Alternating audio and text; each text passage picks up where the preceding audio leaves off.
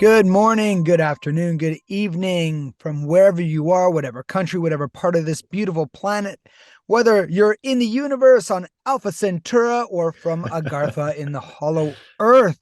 We are Ancient Mysteries Unearthed. I am Brandon James Sim, your co-host. This is our content creator and host, Chris Noble. Chris, how are you doing today? I am doing great, Brandon. Thanks so much for introducing the show as always. And today is going to be really interesting, talking about sound levitation technology in ancient and modern times. Oh, cool, Oh, cool. yeah. Oh, yeah. Interesting rabbit hole. So sound levitation technology. What are we thinking here? Are we thinking this is maybe a way that we uh, build things, levitate for transportation? Where are you taking us today on this beautiful rabbit hole?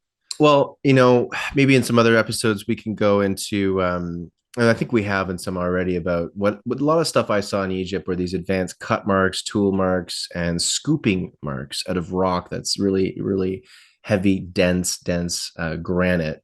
And you really start to wonder how are they doing these types of building techniques and what kind of technology really makes that? And when you look into the work, and we did do this in a previous episode, the work of Christopher Dunn, who's a master engineer, he's coming at it from a tool perspective, and let's be honest, a modern day tool perspective. And while I love his work and it's really worth looking into, he doesn't usually get down the rabbit hole of sound technology and sound being used as a tool to cut and move and maybe even reshape stone. But the ancients talk about sound all the time.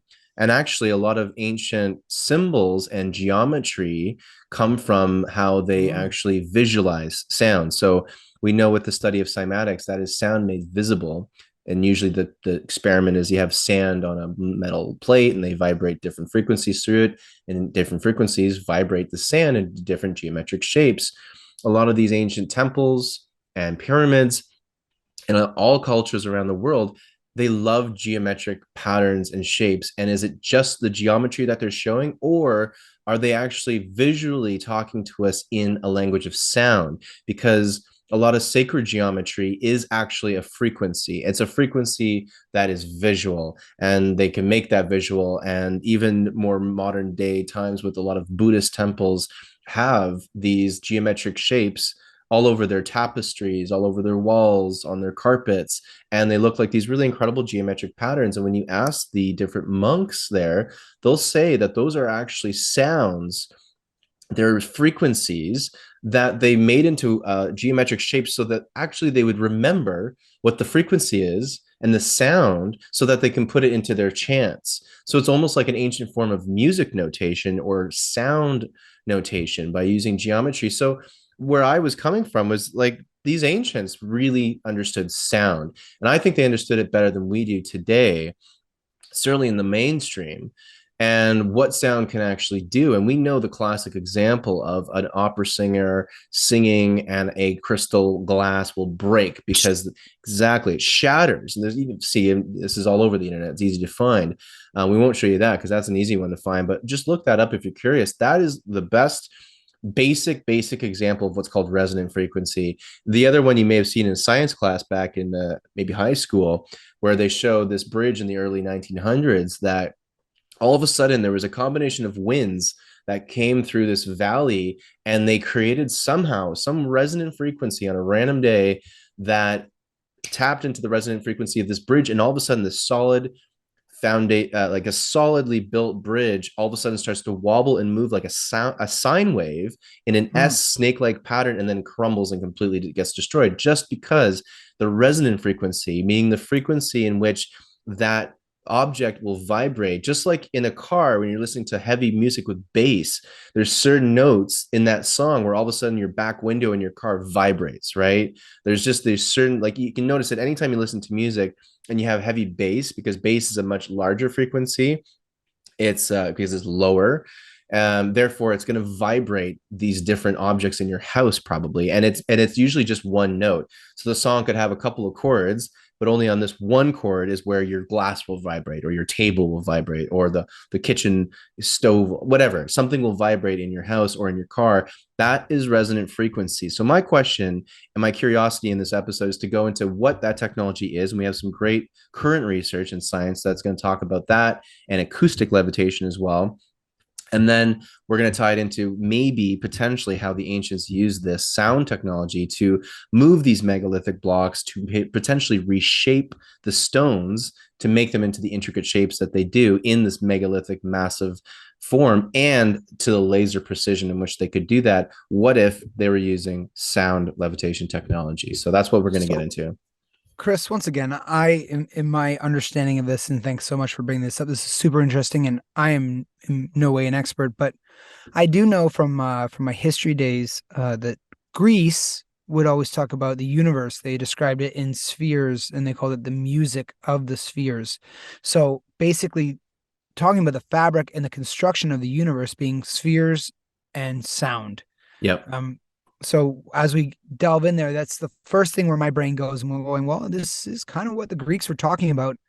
Then thinking today and thinking about how we apply this today, and that filter, as you were saying with your other colleague there, and he was looking at more modern tools, the modern tools for today. I know that in Canada and other places, if you are, say, you're protesting or doing something that, the powers that be don't like, they can use sound technology. Yep. And it affects the human body. It's a weapon, Yep. but a peaceful weapon, because it causes headaches, it causes dizziness. It really can affect you if it's the right note. And Yes. I also heard stories that some people theorize that you know uh was it Jericho's wall? There was some biblical reference where they think that Yep. the what it describes, some people theorize that they use sound to basically dismantle certain structures. So Yep. that's where my brain goes. That's where my curiosity starts to strike. I understand where Chris is coming from. For those of you who don't know, our beautiful content creator, Chris Noble, is a musician by trade, beautiful film composer as well. Check him out on Spotify at Chris Noble. Thank you. Some beautiful music, and I know that he takes a lot of frequencies that are more of a sacred frequency, and creates his music inspired by nature and other things like that. So I always listen to Chris. He's in my car stereo all the time. That's right. But Yeah. do check him out. Give him a like. Thanks, Brandon. And it's absolutely true. This echoes throughout history, the use of sound, and even in modern times, when it's been weaponized, it also comes in the form of Sazer technology. It's the opposite of a laser. Laser is focused light technology, focused light into creating a like hyper focused, high frequency light, like what we know as a laser. Well, it's the same with sound. You have Sazer technology that is the exact same thing and can be extremely accurate and destroy or create whatever. It's always, of course, the intention behind it, not the actual technology itself. So without further ado, I wanted to start with a video with sound and speaking over it. For those of you listening, don't worry. This is going to be about acoustic levitation, specifically ultrasonic levitation. So we're not getting into the resonant frequencies yet, which I think is really where the magic is. Acoustic levitation is a little different, but it's still really interesting, and it gets the gears going for what could have been possible in the past, and of course, what's possible today. And it's funny because you can see how we're so at the beginning of our understanding of what sound levitation technology can be for our modern times, and yet I have a sneaky suspicion the ancients were so aware of this. And like you mentioned too, just quickly, the creation myths worldwide all talk about the universe being created by sound, not even by light. The Bible says God said, "Let there be light." The sound came before the reality, before the material, physical, light existence of this third dimension came from. And many, many, many, many other ancient texts, many other cultures worldwide, oral traditions all talk about the universe being sung into existence, vibrated into existence. So this is common throughout almost every creation story worldwide. It's really fascinating when you start to get into that. So, keeping all this in mind, let's go to Harvard University and listen to this gentleman for It is a 4.5 minute video, but it's really informative and it's quite interesting on this subject. I think it's going to be enlightening for you guys because once again, we can start connecting this to the ancient past. So let's just take a listen and a watch, and we'll go from there. There's quite a few videos I want to show you guys in this episode, so we're going to try to be efficient. I'll do my best. I'll just say that much. So here we go. Ultrasonic levitation. Starring Wolfgang. Wolfgang. You done it again. No sound. Oh, Wolfgang, we can't hear you, Wolfgang. sorry, guys. I thought I had that all prepped up, ready to go, but apparently not. Thank you, Brandon, for always keeping me on point. This is why I got Mr. Sim as my host, my co-host here, keeping me in check. Here we go, With some folks. light heckling. There we go. There we go. Let's do it. I'd like to show you an example of levitating small objects with sound waves. Let me just remind you how a loudspeaker works. It's just a diaphragm that repeatedly pushes on the air, producing high pressure waves that move away. And that's what we have here with this little gizmo. It does the same thing, except it's at a very high frequency, 28,000 hertz, which is way above our human hearing range. So these sound waves move upward, and up above I have a glass plate which is going to reflect the sound back down again. And when the distance between the glass plate and the loudspeaker is just right, then those sound waves that are moving down will interfere constructively with the sound waves coming up and give us regions of high pressure and low pressure which don't move around. They stay in one spot. And it's in those high pressure zones that I'm going to try to levitate a small ball. So let me turn on the power, and even though I can't hear it, I'm still going to use ear protection.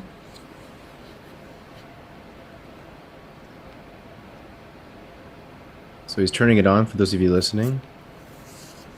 And he's placing these little tiny foam balls in between this loudspeaker, and this Look at them. glass plate, and they're floating. Look at them. Floating, suspended. Pretty much in place, too. Yeah, And they seem to be reacting to each other. a little bit, right? Look at that. Almost perfectly. Whoop. Ooh, that guy's he's a rebel. He's a rebel there. And look at this. Wow. So he's placing these styrofoam balls one on top of another, but there's space in between them, almost uniformly. As I said before, the distance between the reflector and the loudspeaker is just right. If I change it, and which I'm going to do, you'll see that this standing wave disappears and the balls are no longer suspended there. Isn't that crazy? So he's going to explain something here that's important. We've now set up the little loudspeaker and the reflector in front of this mirror, which is part of our Schlieren optic setup. And the purpose of that is to be able to actually see where there are regions of high pressure and low pressure in the air, especially the air between the reflector and the loudspeaker. So let me turn up the volume, and before I do that, I will put on my protective hearing.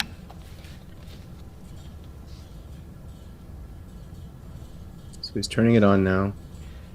And if I adjust the height of the reflector, there's a point at which you see bands of white, light, and dark. This is the standing wave, and it only happens when the distance between the reflector and the speaker is some multiple of a half a wavelength. So every single one of those bands is a half a wavelength. If I go up a little higher, then it disappears again, but if I continue to go higher, then it will come back when I'm at another half a wavelength. So there's precise multiple of a half math a to wavelength it. away. Yeah, ratio. Now it's in these bands that I'm going to place the little balls. Hence why all these sites have these immaculate mathematical And you can equations. see the written. little ball Exactly. settles down where there's a bright band, and that is the high pressure area. So there's a And I method know to it's a this. high pressure because you see there's a white band right next to the reflector, which is where the highest pressure will be. If I, again, change the height, the standing wave goes away and the little balls will fall down. Boy, oh boy. And they just suspend. They're not getting wished around. They're just suspended in midair.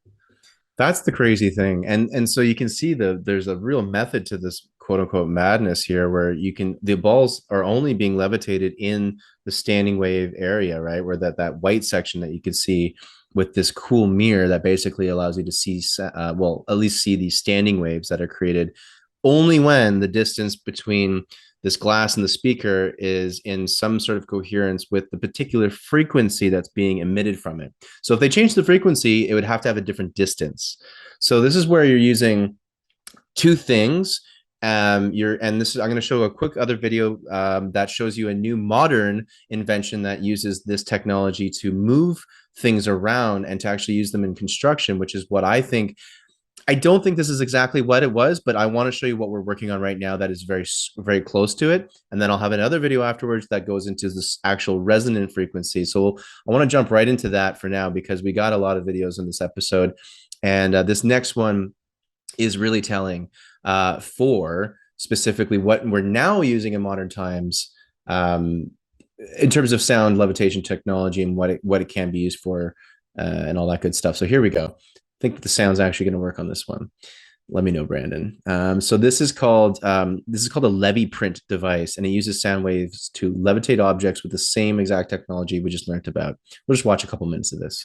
A new device called Leviprint uses sound waves to levitate and manipulate objects for touch-free building. We spoke to one of the researchers behind Leviprint to learn more about how it works, what it's capable of, and how it could be put to use. Let's check it out.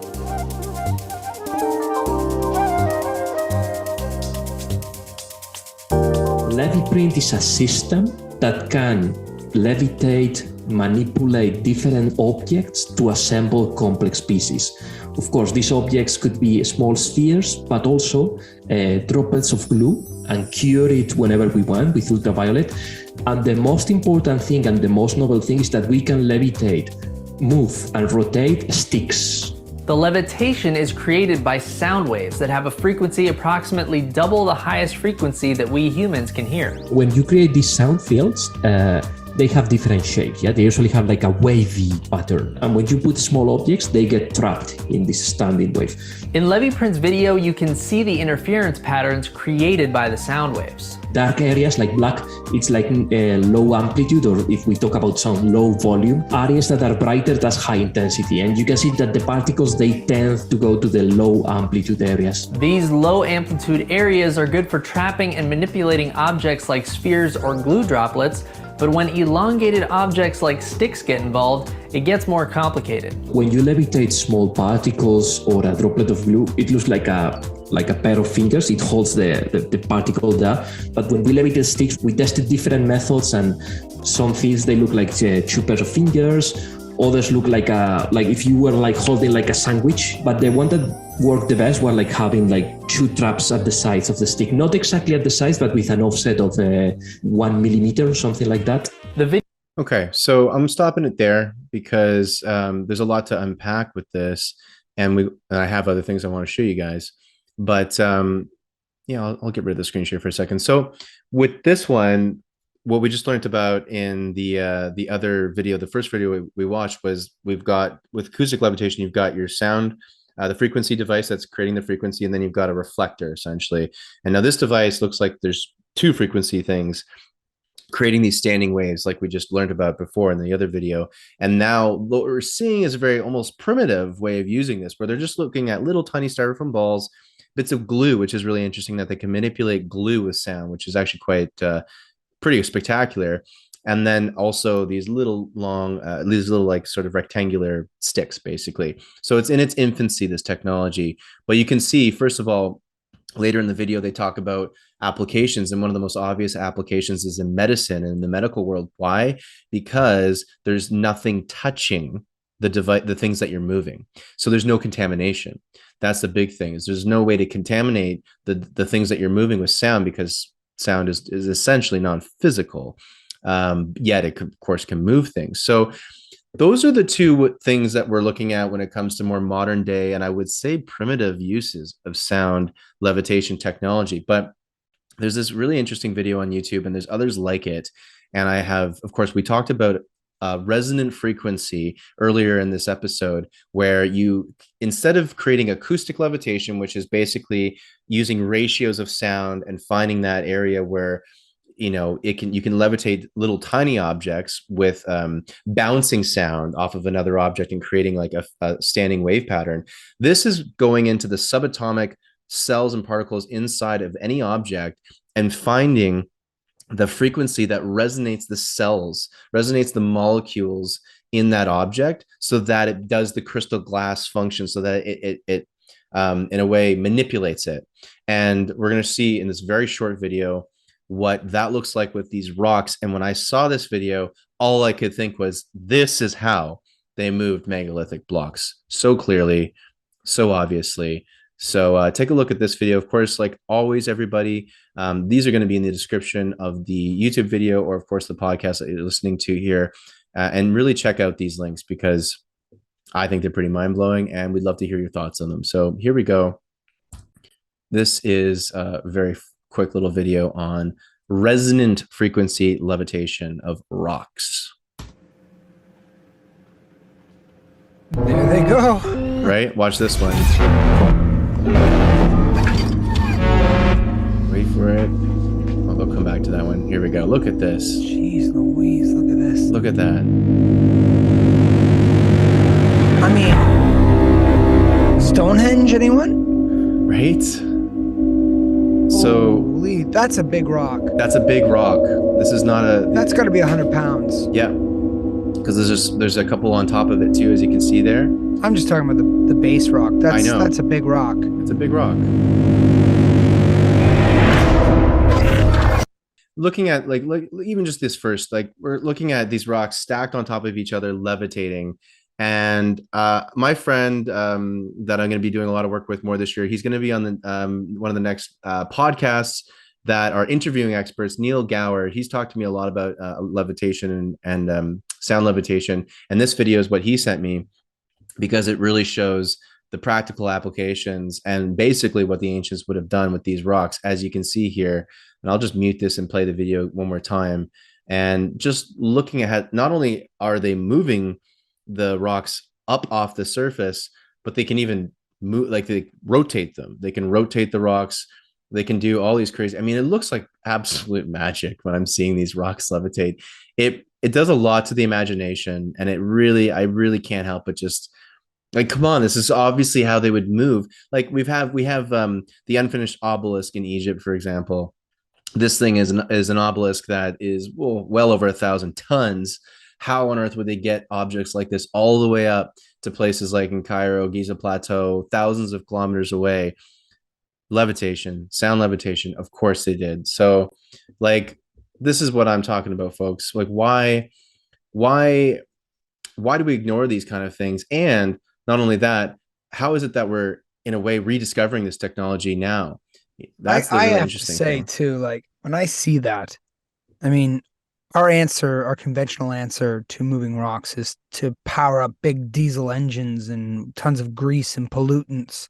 This seems like green, free energy. And I hate to say it, but whenever I get force-fed this climate change narrative, it gets jammed down my throat. And a lot of the, and I'm not a denier of any of that. I just think that I don't like to hear, a bunch of people flying around on private jets telling me about a climate crisis when I see this kind of technology. And I'm like, okay, well, if the answers are out there, let's get into the 0 point energy. Let's get into the frequencies. Let's really dive into this science fiction-y stuff that is starting to creep out and I think is the old becoming new again. Like you said, look at those rocks.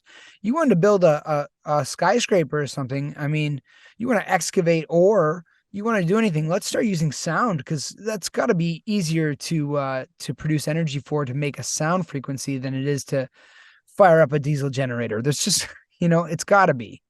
And I think the ancients were really knowledgeable about implosion technology versus explosion technology. So in this day and age, we love explosion technology, combustion engines, burning fossil fuels. It's an explosion type of energy, whereas you think something like solar energy, for example, is implosion. It's receiving the solar energy and then converting that into actual electricity that we can use. Examples like that are in ancient times with, I think, sound. It's a very clean implosion type of energy where there's nothing shooting outward. There is sound, but it's not, there's no exhaust, there's no pollution, like you said. It's clean and it's also completely non-evasive. I mean, look at this. These things are levitating. They're not even being touched in any way by a physical object.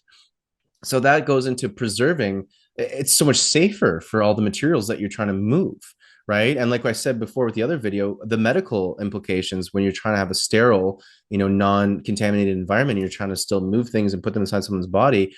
Sound makes way more sense. And now we need to develop this because it's still probably, well, who the hell knows in maybe private sectors what's going on, but I would say Well, I that mean, it's yeah. You yeah, talk to the right people. I mean, the solar system's completely colonized to some people, and then other people we can't get back to the moon. So yes, you're right. the So it truth is depends on who probably you're talking somewhere in to. between. If Yes. we're starting to see people posting YouTube videos about this, being like, "Hey, look what I've done," Yeah. I can only imagine there's some some deep research and perhaps been covered up and tried to dissuade us. I mean, for all of you guys out there, we kind of all know that when you get the iPhone 13, that the technology in that phone is like, that is for the peasantry. That's what they're Yes. releasing. I mean, if I Yes. was Elon Musk or higher, because there's probably a tier above those people who we think are at the top. Yeah. What do they know, right? Yeah. And it's almost like if we can comprehend it, it is probably in existence as well. I mean, and so, Chris, you were saying medical. I'm thinking about this levitation, this sound frequency. I've heard of sound baths Oh yeah. before, where people use technology for healing purposes. I can only imagine if you had the right frequency, what it could do to plants and their growth. Like my brain is just firing on all cylinders right now. Is We like, already know with just to interrupt quickly, we already know with plants that they play classical music and sometimes music tuned to different frequencies, like the stuff I do with 432 hertz. But I can get into that in another episode. But when they play this music for plants in a greenhouse of some kind, whatever, they notice almost a 4x, a 4 times greater growth and healthier growth for the plants than they do without that. So they actually play things like classical music to help the growth of the plants. So you're absolutely bang on.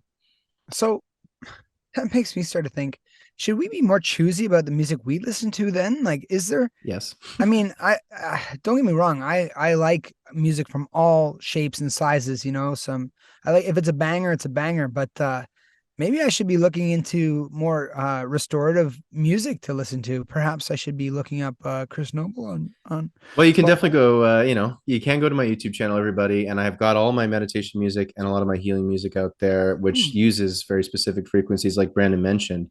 And I think in another episode, we should really get into that because it's so true. And there's a really great video that I will play in that episode. It's a TED Talks. And this guy shatters leukemia cells with sound. And the implications of that, of course, are astronomical. And yet, where's the research gone? It's nowhere. It's gone.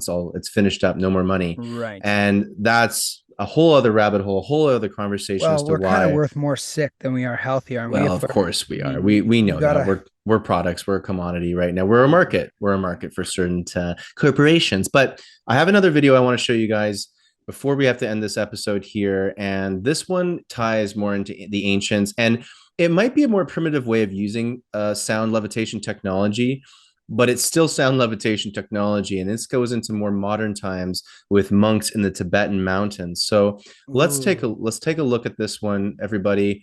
This is from a really cool channel. Of course, all these links are going to be available. This is from a channel called Motivation Manifested. There's some really good stuff on there. And we're going to go about 4 minutes into the video, take a little snippet of it here, and then I'll stop it and we'll pretty much have to finish up the episode there. I think I've So, heard of this, and it's very hard to find. So good on you. well, thank you, sir. And more thanks to, of course, the channel that put this video together, you guys, and check them out. The links will be available. Here we go. In 1939, a Swedish doctor named Dr. Jarl was brought to a Tibetan monastery to treat a High Lama.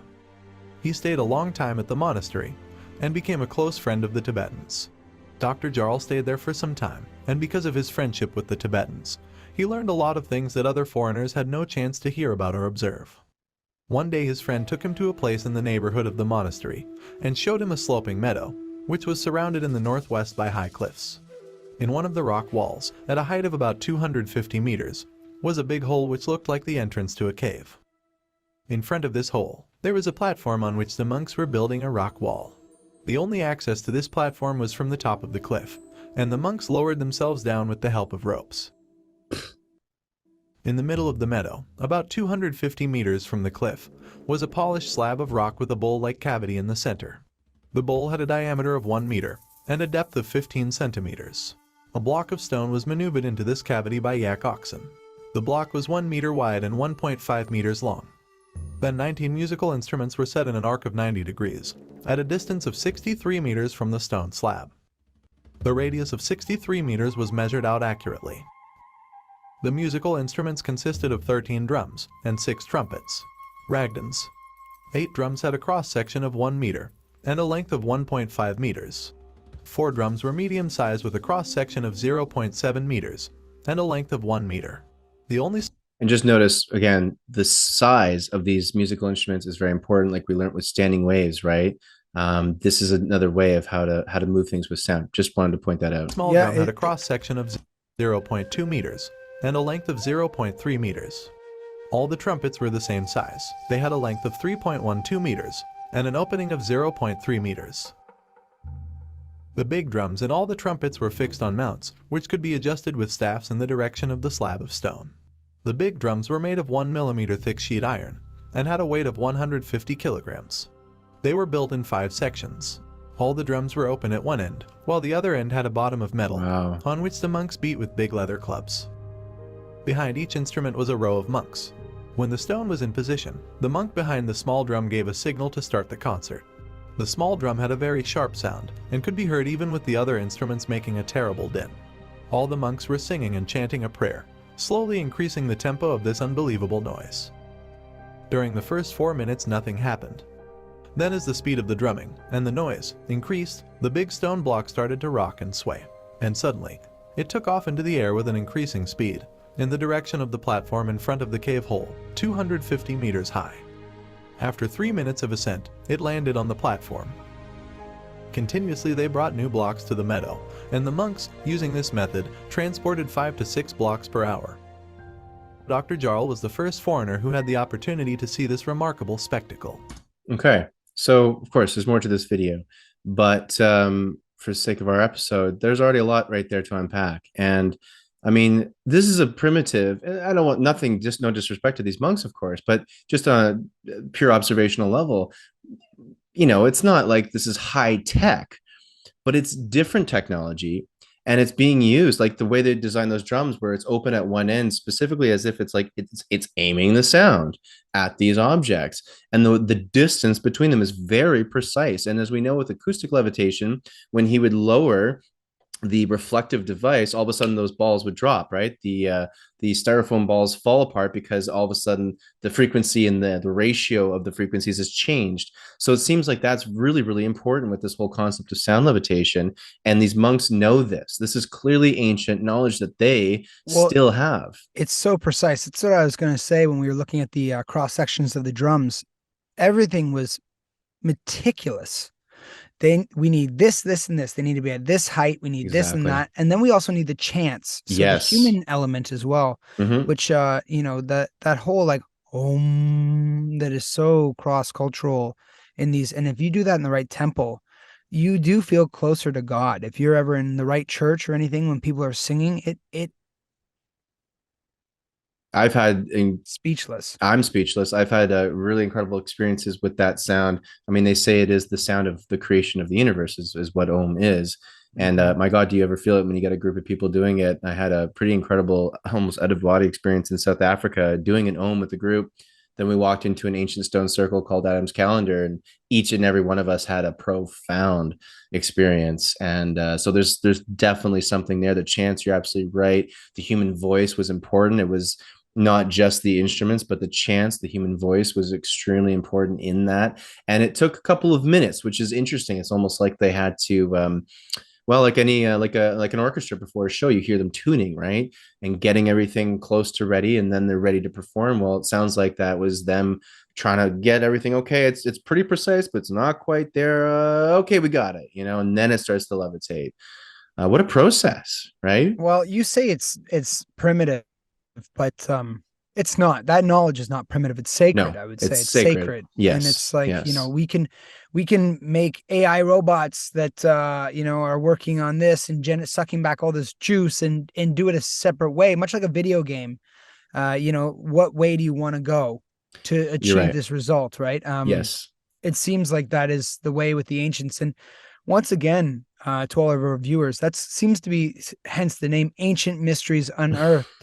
A lot of the times, what we're talking about, the science fiction of today is the ancient scripture of yesterday. So it's very compelling to think about this, and that's what we really want to encourage you to think about. Is in today's day and age, I know that we think that we're at the pinnacle of civilization, we're moving forward, but a lot of our technology, a lot of our things we use are actually quite harmful to our bodies. We have more food than ever, but we're eating worse food. We have able to connect to everyone, but yet we have these radioactive frequencies in our pockets. What were they doing back in the day that we can learn from to better our day today? So And there's so much there, folks. And we got millions of episodes we could literally do on that. We've got sound healing frequencies. We've got, sound that can shatter cancer cells. You've got pyramids that can be built to expand and grow crops and improve agriculture just by frequency. I mean, it's endless, it's endless, it's endless. And as Brandon said so well, it is.